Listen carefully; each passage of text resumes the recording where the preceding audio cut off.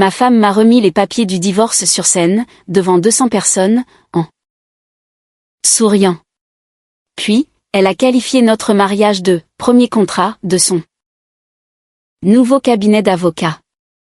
Le plus étrange, c'est que pendant environ 3 secondes complètes, j'ai honnêtement cru qu'elle plaisantait.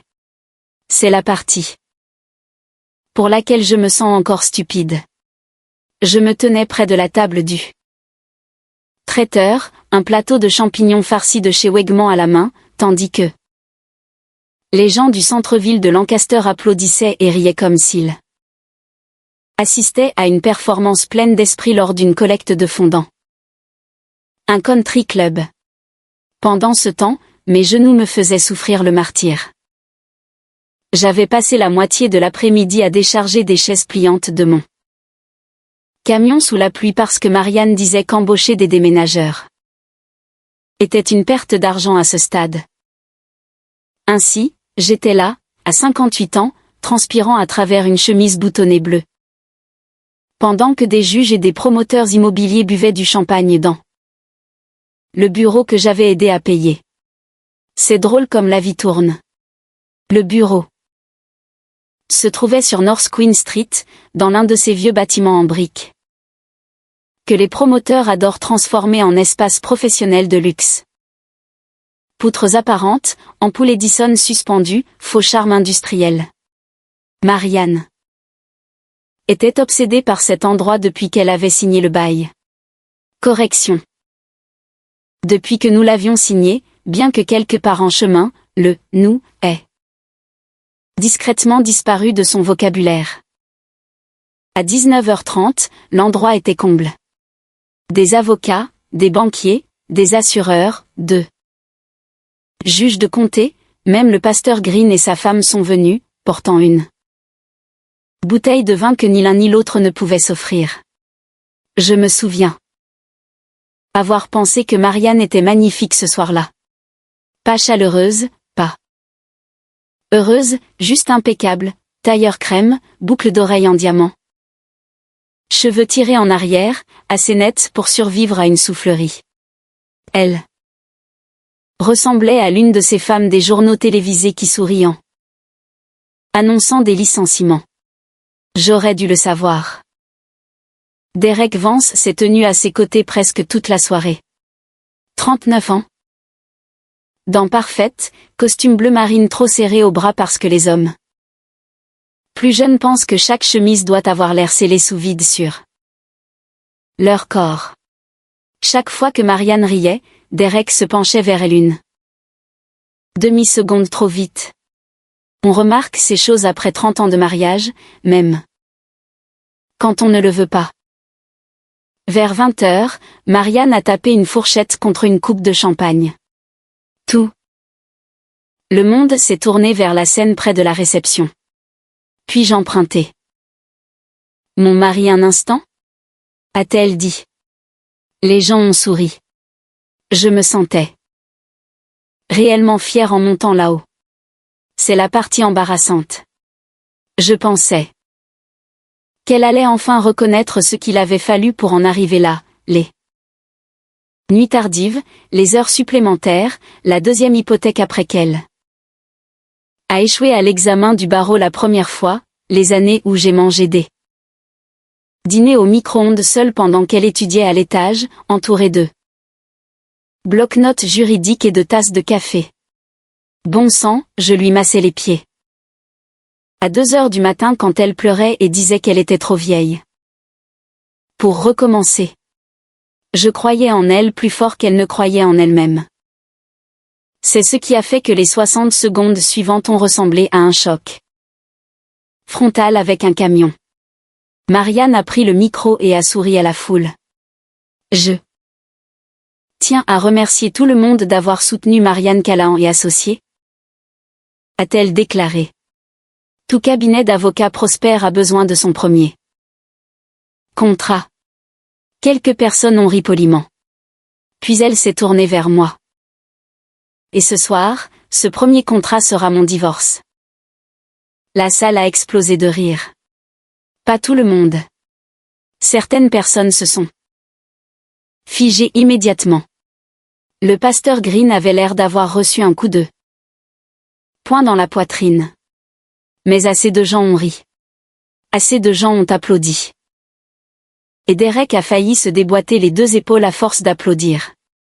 Marianne a cherché derrière le pupitre et en a sorti une grande enveloppe manille. Elle me l'a tendue des deux mains comme si elle me remettait un prix. Frank, a-t-elle dit doucement dans le micro, je pense que c'est ce qu'il y a de mieux. Pour nous deux. Le bout de mes doigts est devenu froid. J'ai ouvert l'enveloppe à moitié et j'ai vu des documents juridiques. De vrais documents. Le sceau du dépôt de comté était déjà sur la première page. Quelque part derrière moi, des vers se sont entrechoqués. Une femme a chuchoté, oh mon Dieu. Un photographe du Lancaster Eagle Gazette a levé son appareil, je pouvais entendre le clic de l'obturateur. Marianne s'est penchée vers moi. Son sourire n'a pas bougé, mais sa voix est descendue assez bas pour que moi seul puisse l'entendre, s'il te plaît, ne t'affiche pas ce soir. Je ne sais pas pourquoi cela a fait plus de mal que le divorce lui-même.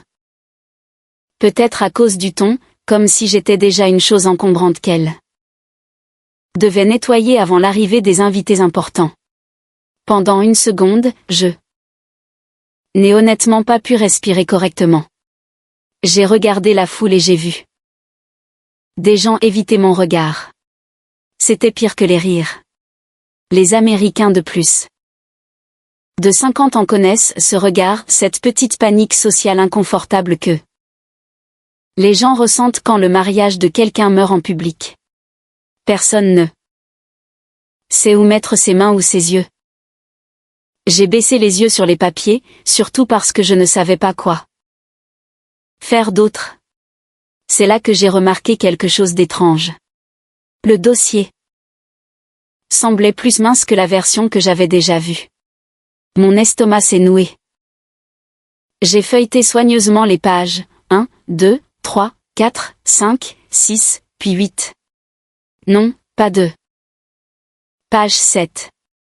Et soudain, les bruits de la salle ont semblé lointains car, 3 semaines plus tôt, Marianne avait accidentellement ou peut-être intentionnellement laissé son ordinateur portable ouvert sur l'îlot de la cuisine alors qu'elle se précipitait pour rejoindre Derek en ville.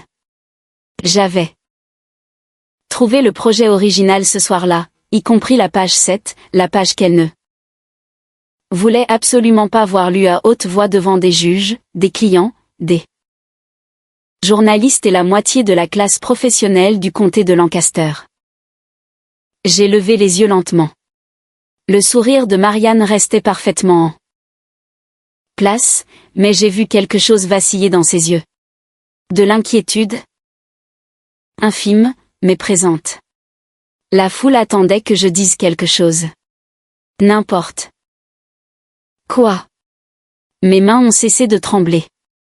Cela m'a surpris. Peut-être parce que l'humiliation a une étrange façon de consumer la peur. J'ai fait un pas vers le microphone. Avant de signer quoi que ce soit, ai-je dit calmement, pourquoi ne lirais-tu pas la page 7 à haute voix?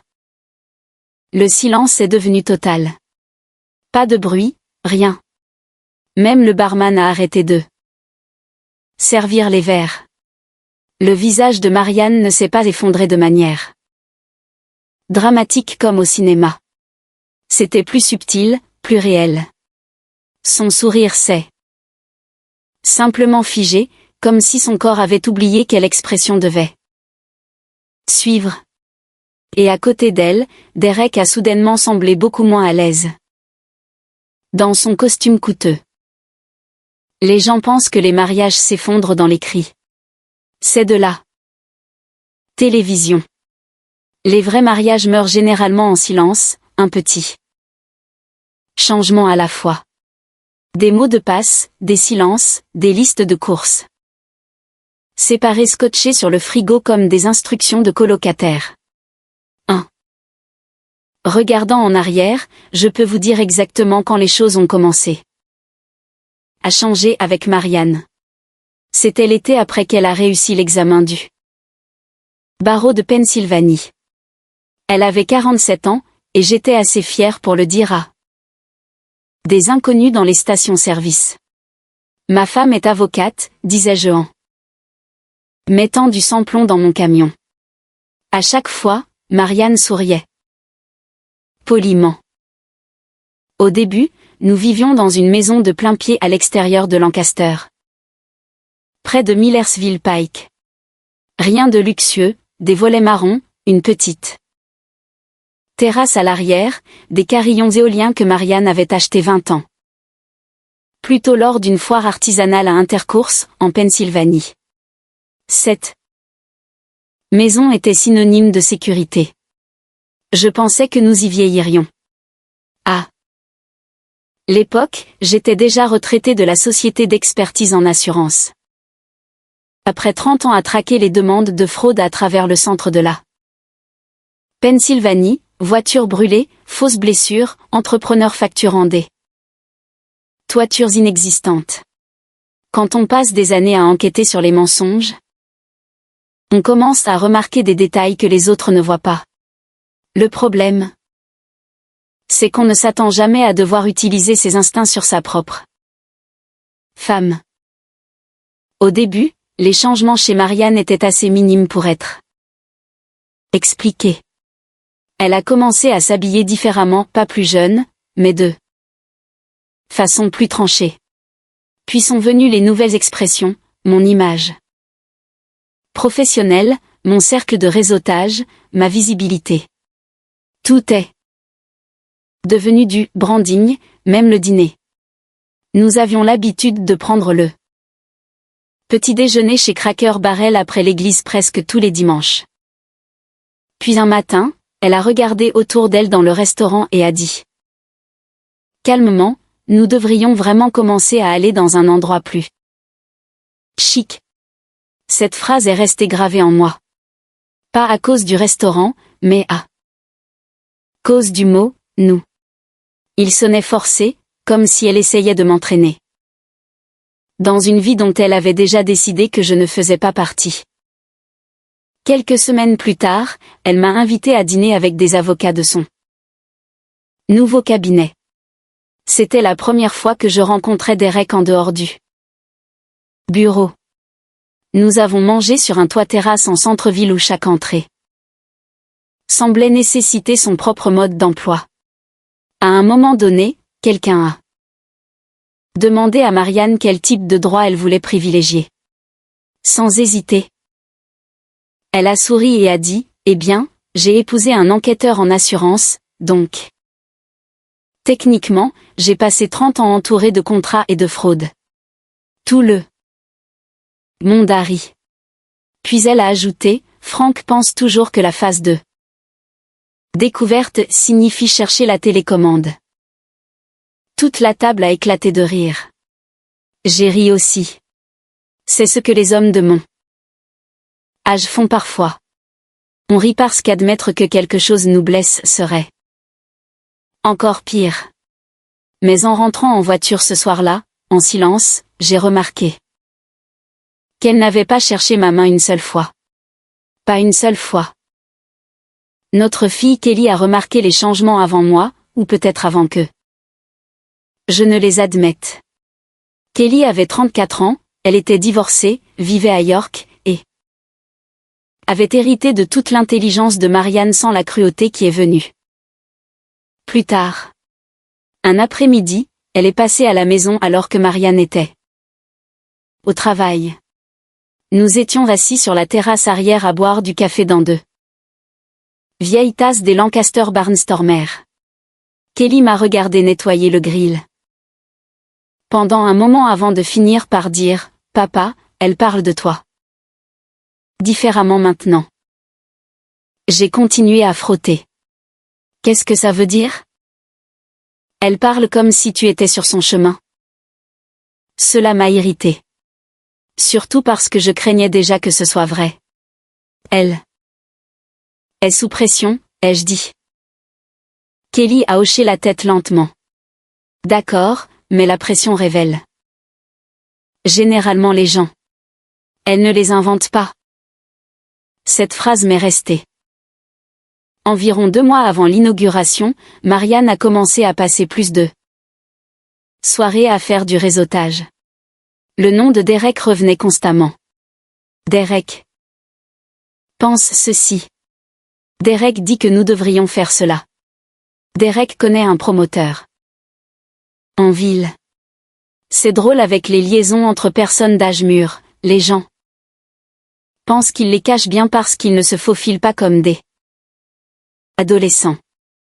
Mais les liaisons émotionnelles déteignent surtout le ton, l'énergie, le timing.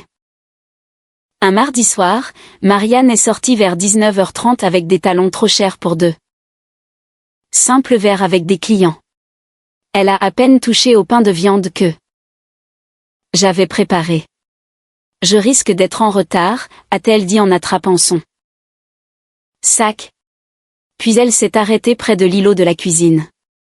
Peux-tu brancher mon ordinateur si la batterie faiblit? Bien sûr. C'était tout. Simple. Normal. Du moins, ça en avait l'air. Vers 21h, je suis entrée dans la cuisine et j'ai remarqué son écran d'ordinateur qui brillait à côté de la facture d'électricité PPL. L'alerte de batterie clignotait en rouge.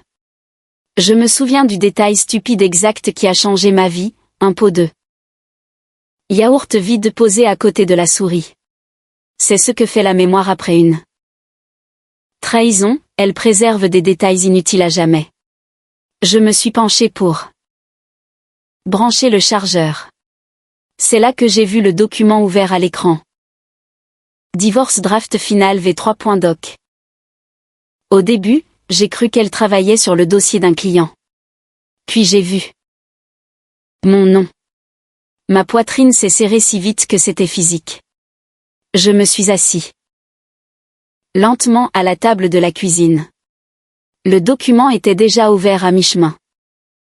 Page après page de jargon juridique sur le partage des actifs, la distribution des pensions, les transferts de propriété. Puis je suis arrivée à la page 7. Cette page a tout changé. La formulation semblait assez froide pour figurer sur un formulaire d'hôpital. Elle stipulait que j'avais montré des signes de léger déclin cognitif et de confusion financière au cours de l'année écoulée. Selon le document, Marianne devait contrôler temporairement les actifs matrimoniaux pendant le processus de divorce, y compris les droits de propriété liés au bâtiment du cabinet d'avocat. En échange, je recevrais $1. $1. J'ai fixé l'écran pendant un long moment, pas à cause de l'argent, mais à cause de mon père. 10 ans plus tôt, après la mort de papa, j'avais utilisé une partie de son capital d'essai pour aider Marianne à acquérir l'immeuble via une petite LLC à nos 2 noms. Elle savait exactement d'où venait cet argent. Elle savait aussi ce que ce bâtiment représentait pour moi. Mon père avait passé 40 ans à couler du béton dans le comté de Lancaster jusqu'à ce que l'arthrite lui déforme les mains. Cet argent d'assurance représentait toute sa vie. Et maintenant, ma femme voulait m'en effacer par des documents juridiques. Je me suis adossée à la chaise de la cuisine et j'ai soudain remarqué à quel point la maison était silencieuse. Pas de télévision, pas de bruit de pas à l'étage, juste le ronronnement du réfrigérateur. Je me souviens avoir ouvert le navigateur après coup et tapé, abus financier divorce gris. Cette recherche m'a entraîné dans un engrenage que j'aurais aimé ne jamais voir des histoires de conjoints âgés manipulés, isolés et poussés à signer des choses qu'ils ne comprenaient pas totalement. Un article m'a particulièrement frappé. De nombreuses victimes hésitent à se défendre parce qu'elles ont honte d'avoir manqué les signes avant-coureurs. La honte C'était exactement ça. Pas encore de la colère. De la honte. Vers minuit, j'ai conduit jusqu'à une station Turkey en dehors de la ville. Et je suis resté assis dans mon camion à écouter de vieilles chansons d'Alan Jackson, moteur tournant. La pluie tapait doucement contre le pare-brise. À 58 ans, je me sentais soudain vieux, remplaçable, comme un meuble que quelqu'un avait déjà prévu de sortir sur le trottoir. Je suis resté là presque 1 heure. Avant de finalement murmurer quelque chose à voix haute pour moi-même. Je ne vais pas la détruire. Puis, après un long silence, j'ai ajouté. Mais il est hors de question que je l'aide à me détruire. Le lendemain matin, j'ai appelé Walt B. Si vous avez vécu à Lancaster assez longtemps, vous savez qu'il y a toujours un vieil avocat en qui tout le monde a plus confiance qu'en les cabinets chics du centre-ville.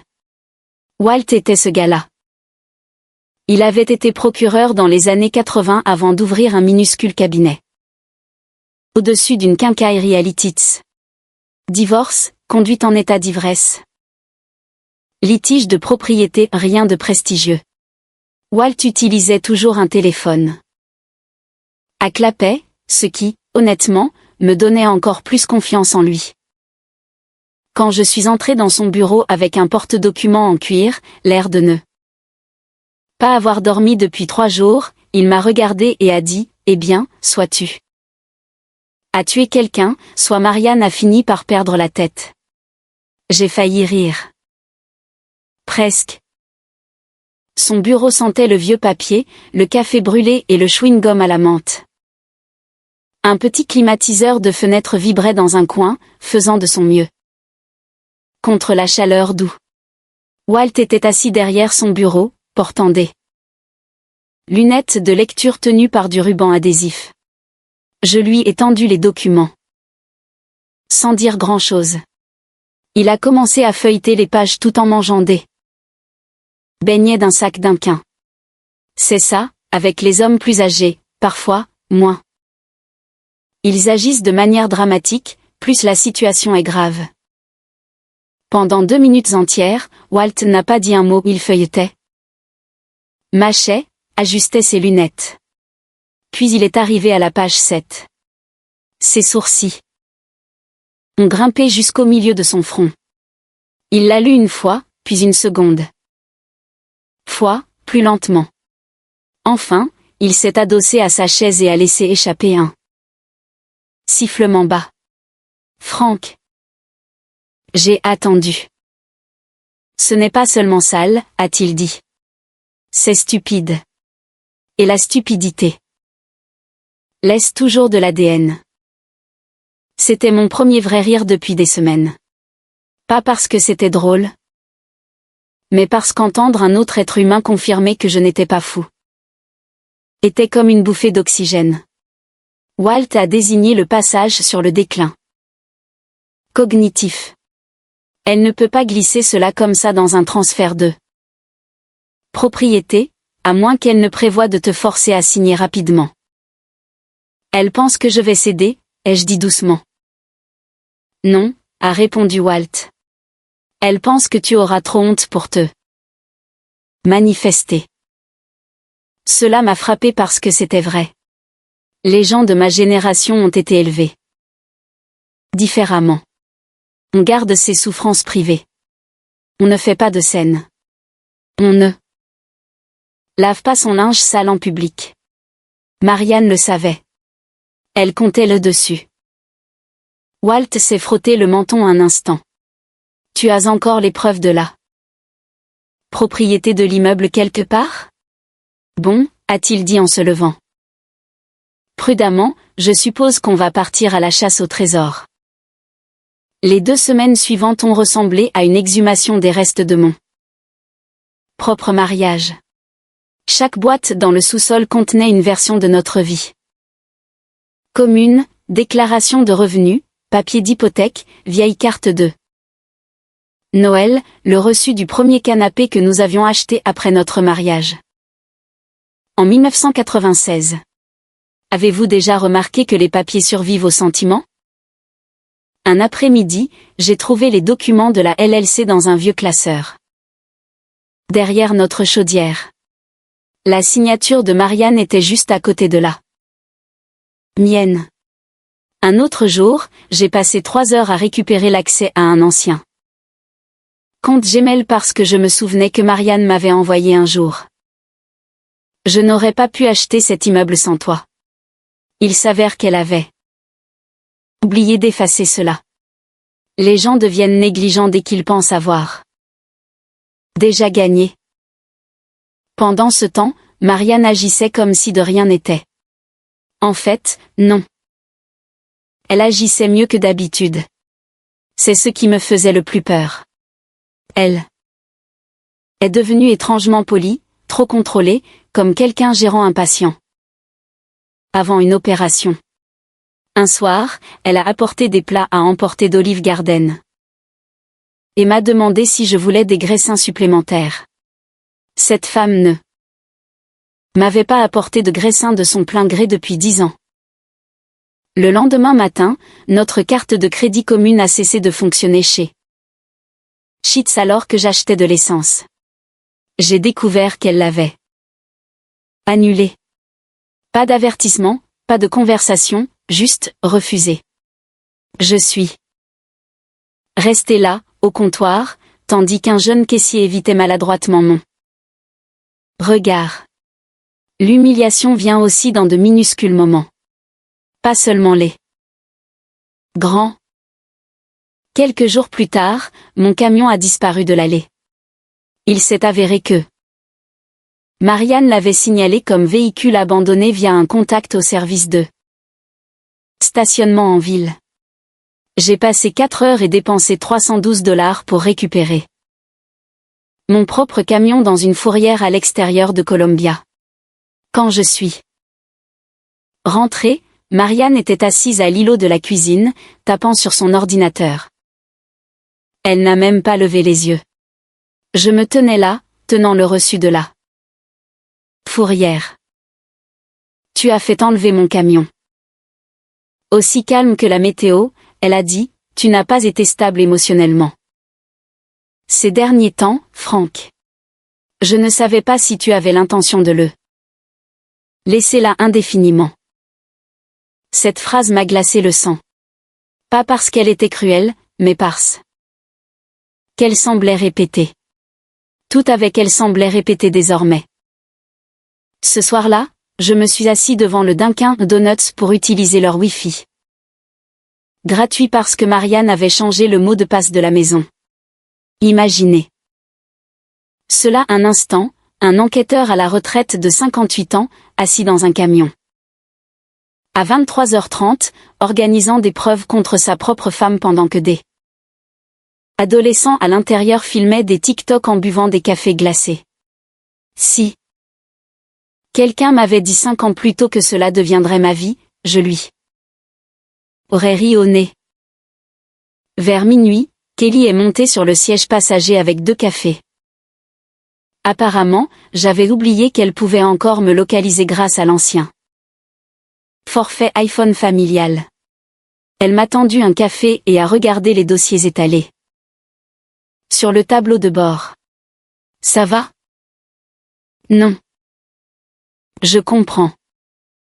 Pendant un moment, nous sommes simplement restés là à écouter la pluie frapper le pare-brise. Puis elle a ramassé les SMS imprimés de Derek. L'un d'eux en particulier, les vieux signent n'importe quoi si on les embarrasse assez. Kelly l'a fixé en silence avant de chuchoter, quel petit enfoiré prétentieux. J'ai hoché la tête. Ce qui m'a le plus surpris n'était pas l'insulte, c'était la place dérisoire qu'ils m'avaient attribuée dans leur esprit. Pas un mari, pas un partenaire, même pas un obstacle, juste un homme vieillissant dont ils supposaient qu'il se plierait en silence pour éviter l'embarras. Kelly a fini par me regarder. Alors, qu'est-ce que tu vas faire? Honnêtement, je ne savais pas. Une partie de moi aimait encore Marianne. C'est La triste vérité dont personne n'aime parler dans des histoires comme celle-ci. L'amour ne disparaît pas à l'instant même où quelqu'un vous trahit. Parfois, il s'accroche bien au-delà de la dignité. C'est ce qui rend le départ si difficile. Le lendemain, Walt m'a mis en contact avec un enquêteur privé de confiance nommé Ron Mercer. Cela m'a coûté $850 d'avance. Ron ressemblait à tous les policiers. D'État de Pennsylvanie à la retraite, moustache grise, cou épais, basket new. Balance blanche avec un jean. 3 jours plus tard, il m'a remis un dossier contenant des captures d'écran de relevés téléphoniques et un message vocal récupéré que Marianne avait supprimé d'un compte synchronisé sur le cloud. J'ai écouté le message 2 fois dans mon camion. La voix de Marianne était parfaitement claire. Une fois que Frank aura signé, l'immeuble sera enfin propre. Puis Derek a ri. Pas un rire nerveux, un rire arrogant, comme si j'étais déjà de l'histoire ancienne. J'ai coupé l'enregistrement à mi-chemin. Et je suis resté là, les mains crispées sur le volant. 30 ans d'enquête sur les fraudes m'avaient appris une chose simple, dès que les gens cessent de vous voir comme un être humain, ils deviennent imprudents. C'est exactement ce qui est arrivé à Marianne et Derek. Ils sont devenus arrogants, et l'arrogance rend les gens négligents.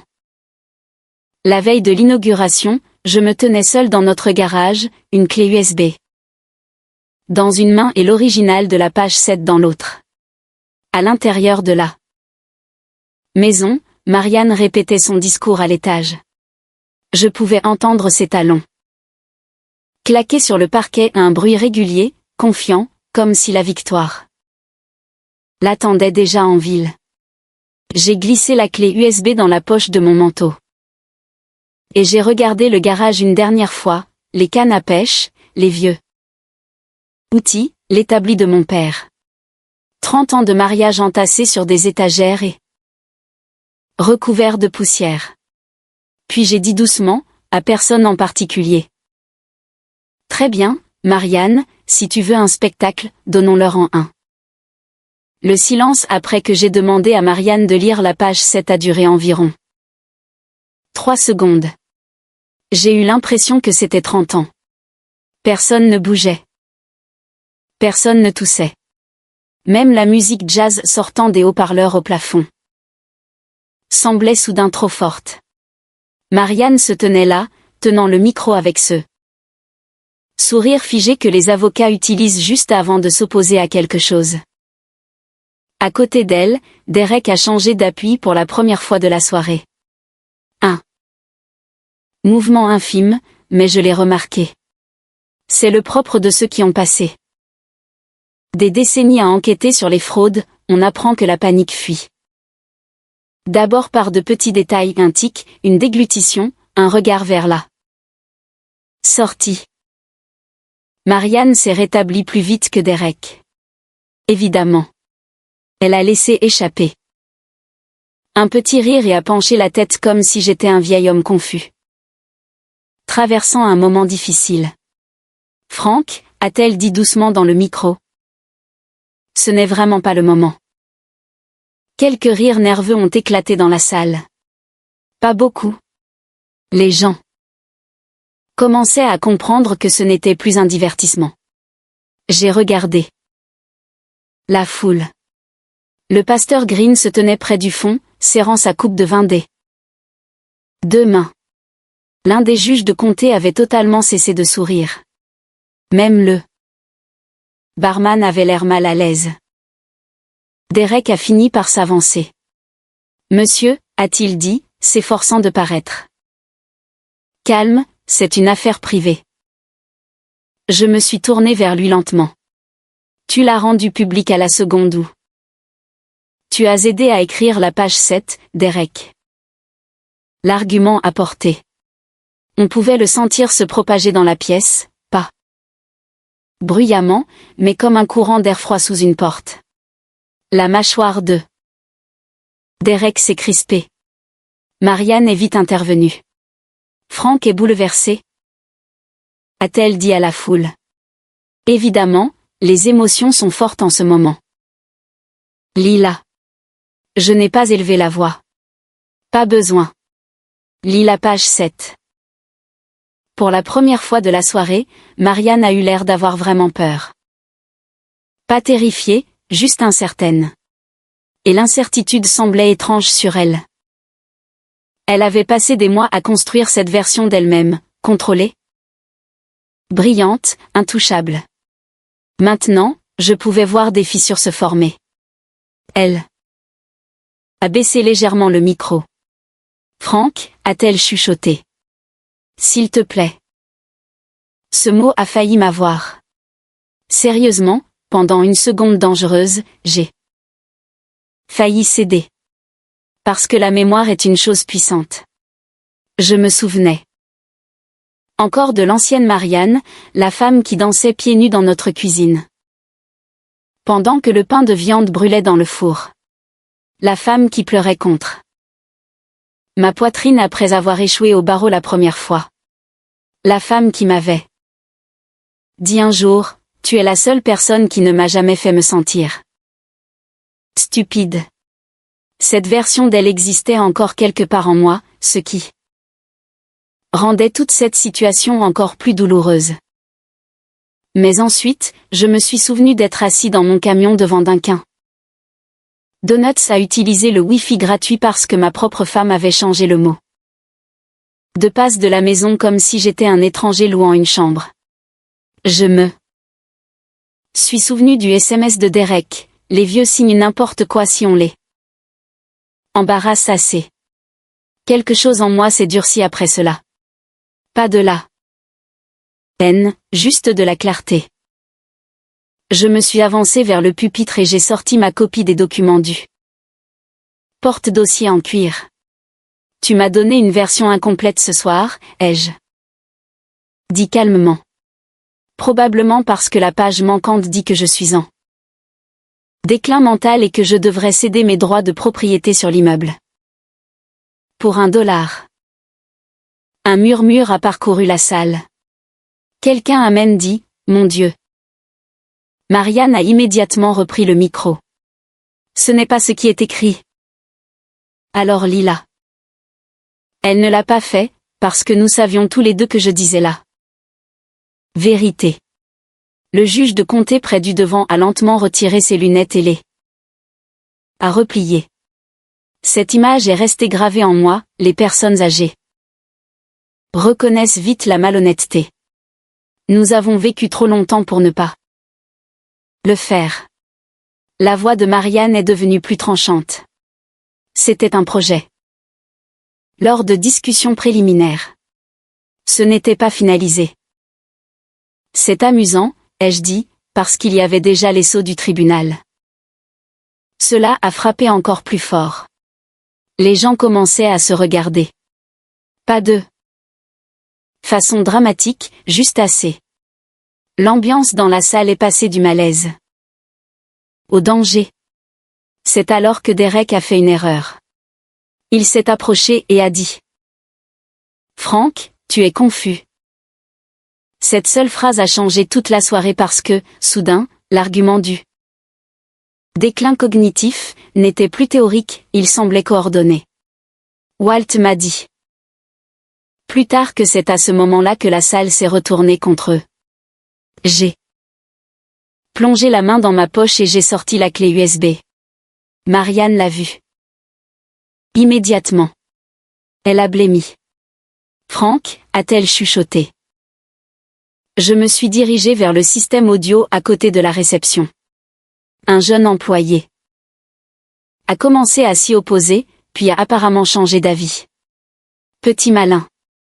J'ai branché la clé. Pendant une seconde, on n'a entendu que des parasites.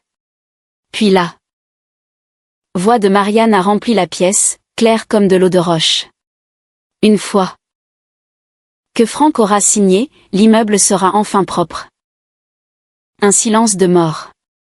Pas un mouvement, pas un murmure, rien. Puis le rire de Derek a résonné dans les haut-parleurs, ce petit rire suffisant, suivi de ça. Vois, les vieux signent n'importe quoi si on les embarrasse assez. Près du bar, une femme a étouffé un cri. Derek est devenu livide si vite que c'en était presque douloureux. Marianne s'est précipitée vers moi, paniquée. Éteins ça. Je ne l'ai pas fait. Un autre enregistrement a été diffusé. Marianne encore, là. Voix plus basse cette fois, fatiguée, agacée, il ne se défendra pas. Publiquement. Il se soucie trop de ce que les gens pensent. Celle-là a été plus profonde que tout le reste parce qu'elle avait raison. Ou dû. Moins, elle avait eu raison. Un ami de l'église nommé Bill Turner a secoué la tête lentement, a pris son manteau et est sorti sans dire un mot. Cela a fait plus de mal à Marianne que les enregistrements.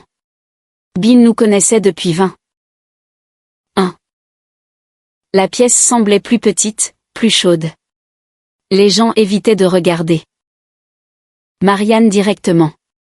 C'est fou comme l'admiration disparaît vite dès que la dignité entre en jeu. Puis est arrivé le moment que personne n'attendait. Kelly est entrée par les portes d'entrée. Et derrière elle est arrivée Angela, la femme de Derek. Je ne savais pas que Kelly l'avait invitée. Honnêtement, c'était probablement plus judicieux comme ça. Angela a traversé le bureau d'un pas décidé, ses talons au claquant assez fort pour briser du béton. Derek l'a vu venir et a visiblement paniqué. Angela, ce n'est pas. Elle a arraché la coupe de champagne de sa main, l'a versée directement sur ses mocassins marron coûteux et a dit, la voiture est à mon nom. J'espère que tu aimeras rentrer à pied. La moitié de la salle avait l'air horrifiée. L'autre moitié avait l'air de fêter Noël avant l'heure. Angela a fait demi-tour et est repartie. Elle n'a pas crié, n'a pas pleuré, n'a pas fait de scène. Cette femme méritait une ovation debout. Au lieu de cela, la salle est restée silencieuse. Et d'une certaine manière, ce silence semblait encore plus pesant. Marianne m'a enfin regardé différemment. Pas avec colère, ni avec supériorité. Juste avec désespoir. Tu étais censé m'aimer assez pour me laisser avoir ça. Je l'ai fixé un long moment. Le bureau, la foule, la femme pour qui j'aurais absolument tout fait.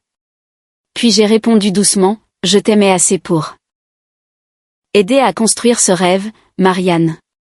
Mais je ne me déteste pas assez pour te laisser me le voler. Ses yeux se sont instantanément remplis de larmes. Pas de façon dramatique. Juste assez pour ruiner l'image parfaite qu'elle avait passé la soirée à protéger. Et soudain, elle est redevenue humaine, petite, fatiguée, perdue. J'ai ramassé mes papiers lentement. Pas de discours de victoire, pas de cris. Pas de sortie théâtrale. J'ai simplement fait un signe de tête à Walt près du mur du fond. Puis je me suis dirigée vers les portes. Personne n'a applaudi cette fois.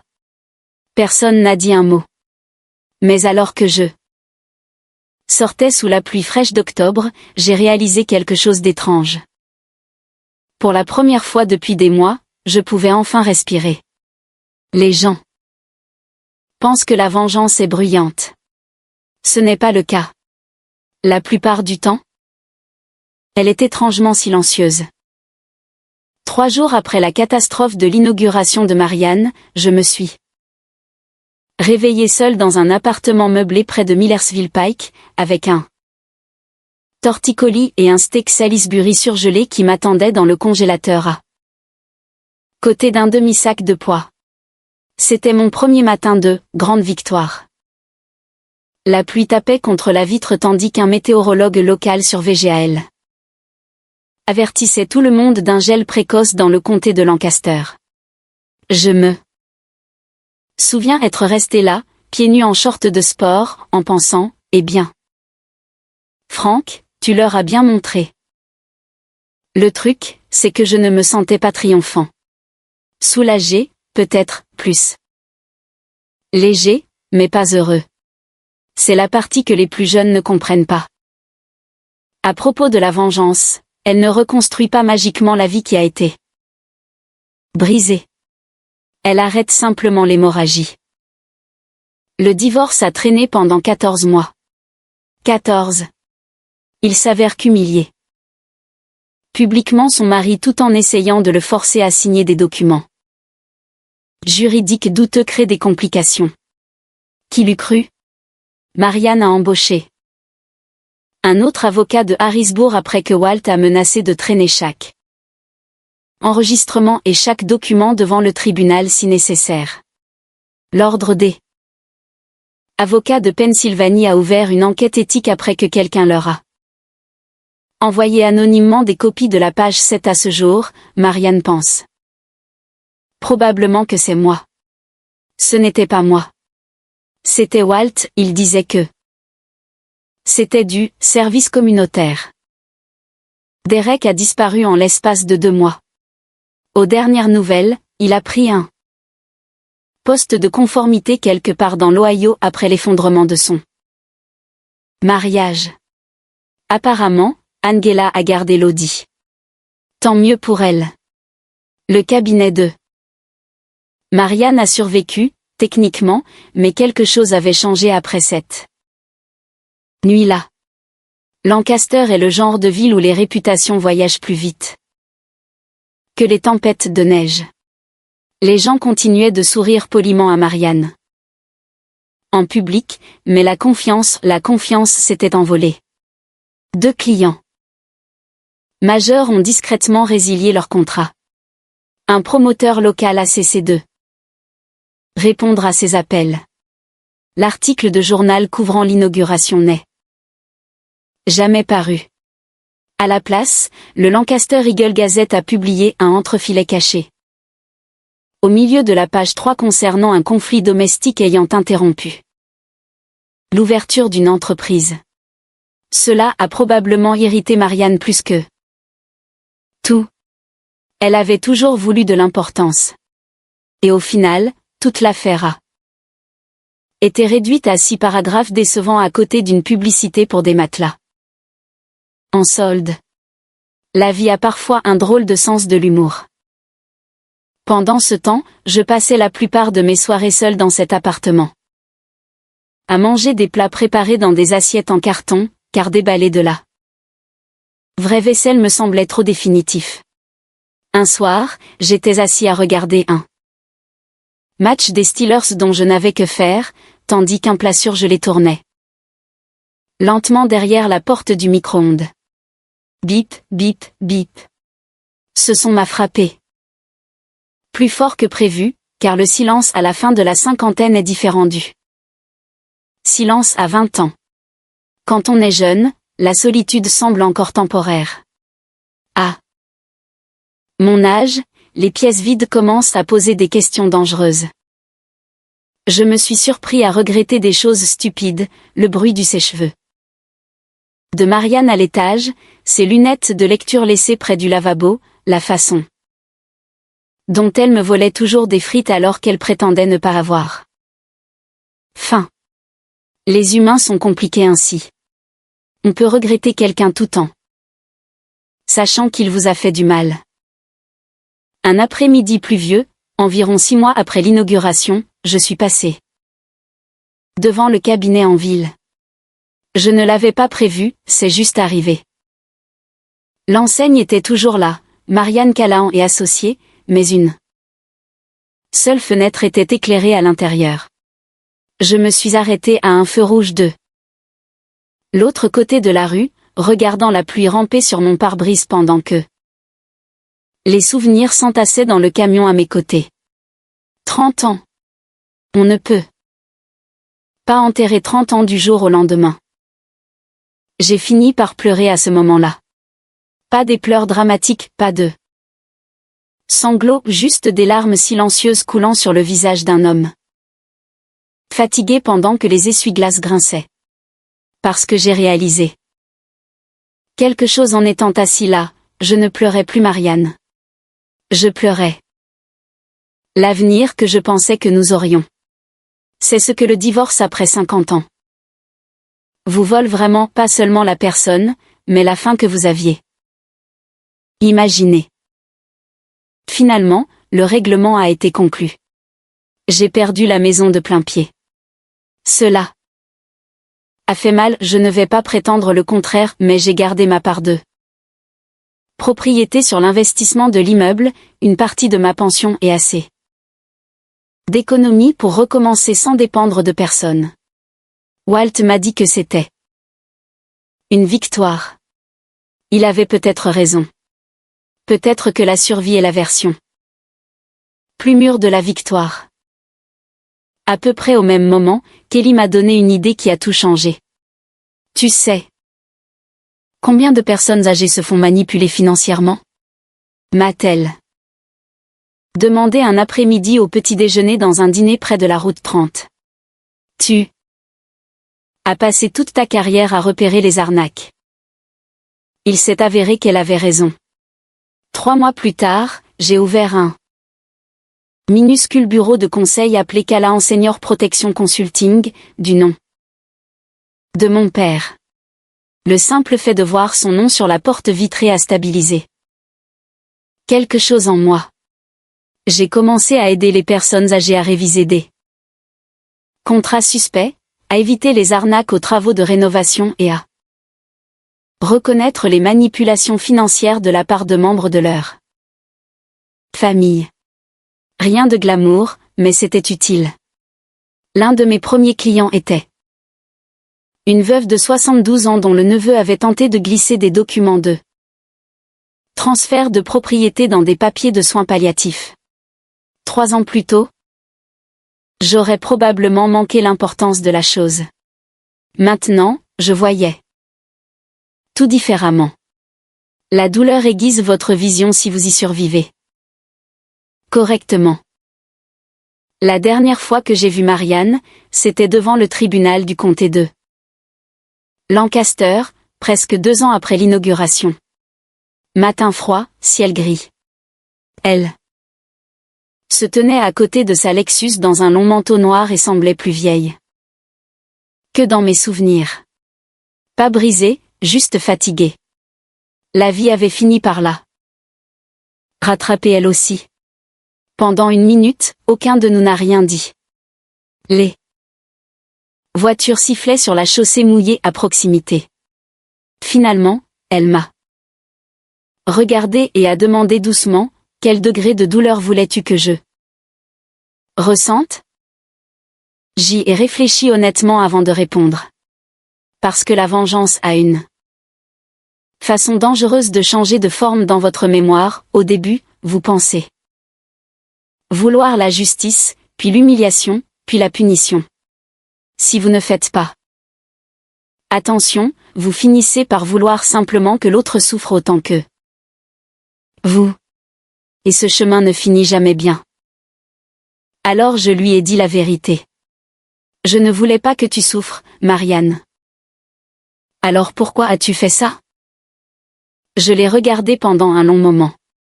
Parce que tu avais cessé de me voir comme une personne bien avant que tout cela ne commence.